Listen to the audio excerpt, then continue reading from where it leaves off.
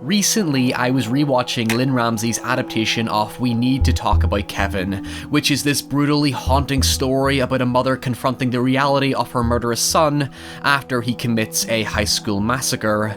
The less said about the plot, the better, because it only truly works if you go in completely blind to the events that transpire. But what's so incredibly striking about the story is that it does not build up to the inevitable. From the get-go, we jump between the present-day aftermath of how Eva deals with the chaos she, as the killer's mother, ultimately feels responsible for, and several events throughout Kevin's life that retrospectively allude to his increasingly sinister behaviour.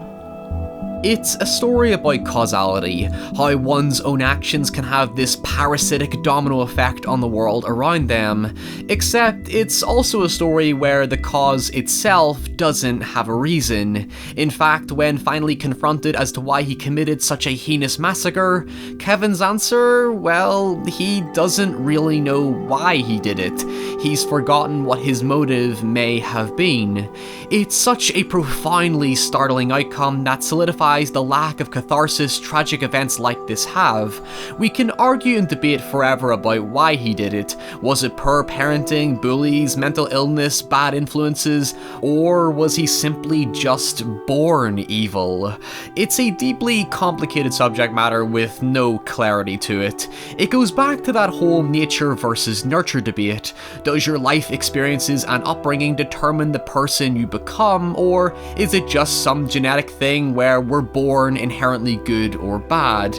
Concepts which, in their own right, derive from human morality, which is something we've socially constructed to comprehend with different extremities of human nature that otherwise have no real explanation. But what's the point? There is no point. That's the point.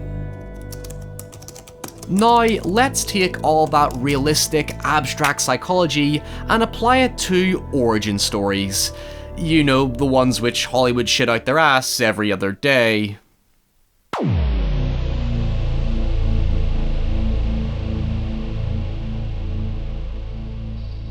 Today, origin stories feel like nothing more than soulless prologues manufactured to establish characters for a franchise. They're never so much bad as they are just fast food between decent meals in a family restaurant, but to say any of them come close to the character study format that originally defined these stories is a bit of a stretch.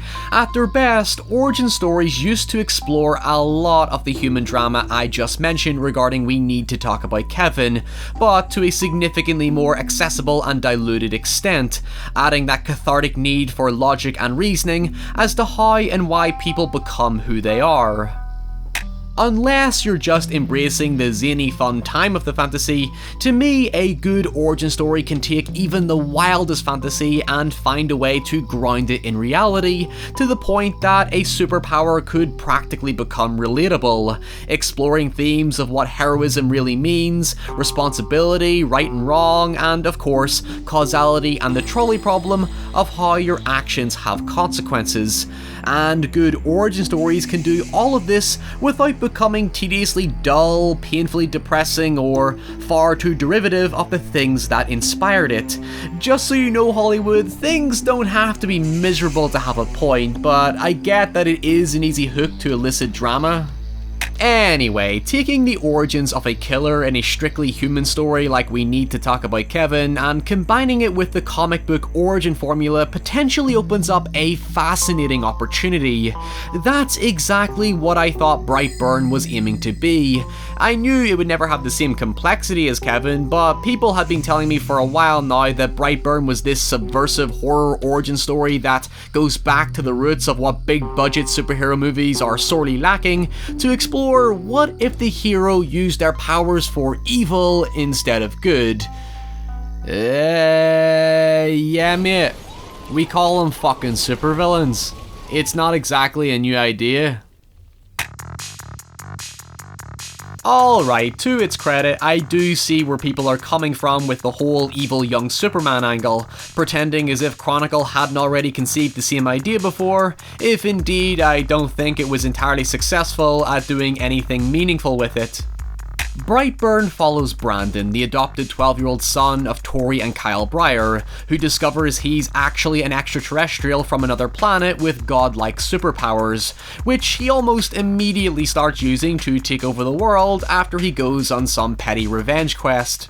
It does allude to the idea that the ship he crash-landed in is actually controlling him with signals sent from his home planet on the eve of his birthday, as he begins hearing voices that, bluntly speaking, just encourage him to be violent. But the film is still fairly ambiguous about it, that it's not explicitly clear if he's grown up to feel violent or he is being controlled in some capacity. In fact, before I tear 7 Shades of shit out of the story, I think this Reddit thread does a great job at reasoning with what I think is the film's core problem. And honestly, the more I think about it, the more I'm sold on this interpretation. It's just that the story does a poor job at making the transition from innocent young boy to evil alien monster feel seamless or coherent. Essentially, one could argue that this is a story where Brandon's nurturing by his caring, loving, if overprotective parents is ultimately proven to be redundant because he's alien and thus realizes his human emotions are simply taught and are no actual part of his natural DNA. From this perspective, it does contextualize the lack of rationale to the story's logic. Like I said with We Need to Talk About Kevin, Kevin doesn't have a reason for his crimes, hence the story questions whether he grew towards violence or was born violent. Brightburn, on the other hand, is more direct with this line of questioning. In the epilogue, it sets up the idea that Brandon was deliberately sent along with several other aliens to infiltrate Earth and commence an invasion in due time, which retrospectively makes the film feel nihilistic because all his parents' attempts to reason with him mean absolutely nothing in the end. Brandon quite literally just wants to see the world burn, and during the climax where his mother tries to get through to him emotionally in order to stab him in the back, it has zero effect on him. It sides with nature over nurturing right from the beginning. All this soft, soppy, happy family stuff and remembering the good old days and trying to intervene in the bad is destined for failure because you simply can't control what's already built into his biology. However, while I love this interpretation, it also feels like all the times I tried to justify a clunky plot as being the point. You see, I don't think the film is bad, I just think it's kinda boring. But on the topic of boredom, sometimes you gotta stave it off by treating yourself to something nice, like from this video's sponsor, Raycon. So here's the thing, as dumb as it sounds, I've never really thought about my choice in earphones, despite the fact I use them every day of my life. I actually struggle to get earphones to sit in my ears, and usually when I'm in the gym or traveling or editing my videos, I'm wearing either this heavy beast of a headset or these annoying dangly wired earphones that pop out when they get snagged on something. Well, thanks to Raycon's stylish looking wireless earbuds, I now have something that's super light, discreet, comfortable to wear, and sound genuinely amazing, especially for audiobooks and podcasts because I'm a nerd and that's my jam. They come in this cute little case that can wirelessly charge them 4 times on a single charge, and include several different bud sizes so you can find what best suits your ears. The ones I'm using are their newest model and their best one yet, the Everyday E25 earbuds, which have 6 hours of playtime, seamless Bluetooth pairing, more bass, and a more compact design that gives you a nice noise isolating fit. And most importantly, you get to pick your color. I pick blue because, again, that's my jam. Raycon earbuds start at about half the price of any other premium wireless earbuds on the market, and sound just as amazing as other top audio brands you know. So if you want to listen to my soothing, sexy Northern Irish accent in these bad boys, click the link in the description box below to get 15% off your order. And while you're at it, let's get back to Brightburn.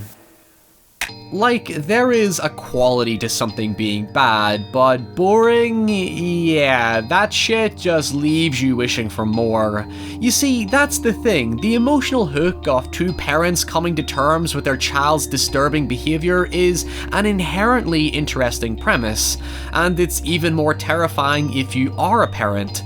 The fact the conflict is triggered around Brandon's puberty adds to that suddenness of mood changes, because kids do hit an age where they're angsty and resentful for no reason other than hormones. At first, the film seems to be going somewhere with this when he becomes romantically interested in a girl at school and begins stalking her because he's an alien, so he doesn't feel human empathy, and when she rejects him, he breaks her hand because she understandably calls him a creepy little pervert, and then the film just never brings it up again. What happens instead is that he decides to kill her mother because her mother doesn't like him, I guess. You see, it would make more sense to me that he would go after the girl, but I guess you can't kill kids or you risk a more adult rating in your already R-rated film. However, if we're trying to contextualize it, I think the reasoning was because his anger is triggered by the realization he's alien this entire time, and he feels betrayed by his parents for lying to him, and thus wants to rebel against parental authority like most kids in their later life tend to do, except that then suggests that he does have some sort of emotional awareness, so it contradicts the idea that he's essentially just a robotic alien killing machine.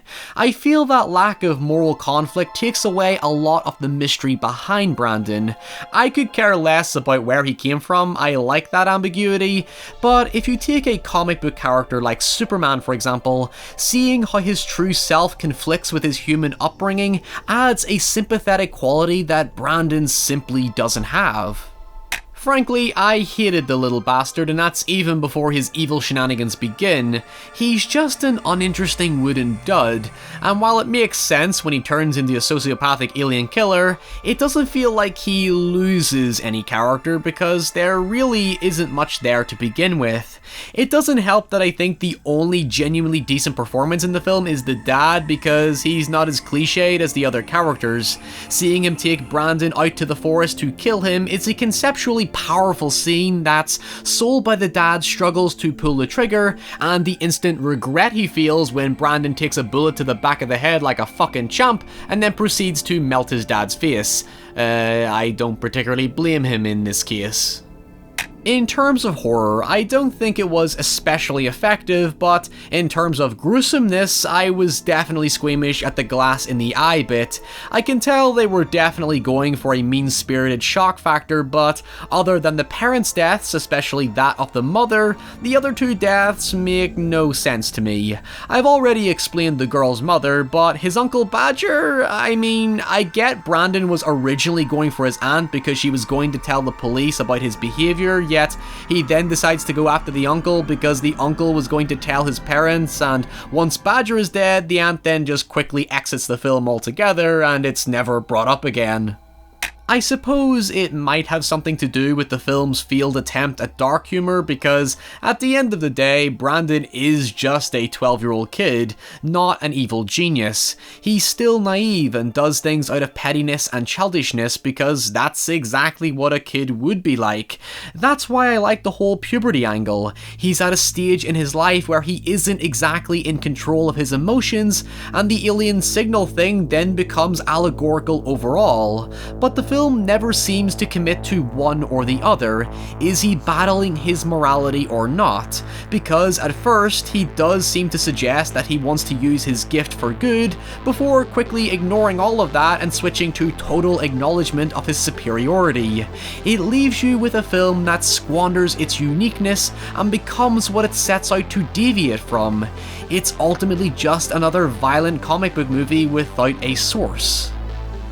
It blends in with all the other tired cliches and formulaic set pieces seen in other origin films. It keeps bringing me back to We Need to Talk About Kevin, and how it could have used current pop culture to explore the origin of violence within people. Brandon has a positive upbringing. He's not a loner being bullied at school or abused by his parents. It seems to confront misconceptions about the influence of experiences and upbringing. It's potentially daring to say some people's behavior and actions are inconsequential. Sometimes there is no meaning and people just want to be evil.